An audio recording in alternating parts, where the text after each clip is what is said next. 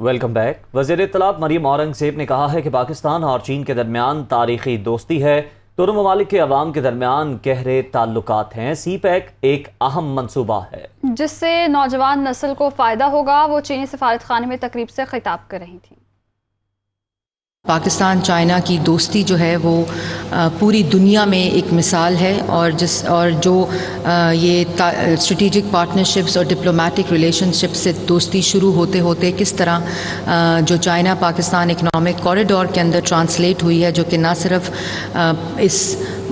نہ صرف پاکستان کے اندر اکنامک پراسپیرٹی اور اسٹریٹجک پارٹنرشپس کی مثال ہے، بلکہ اس خطے کے لیے، ان نوجوانوں کے لیے، پاکستان اور اس خطے کی آئندہ آنے والی نسلوں کے لیے یہ ایک معاشی ترقی، خوشحالی کا مظہر ہے۔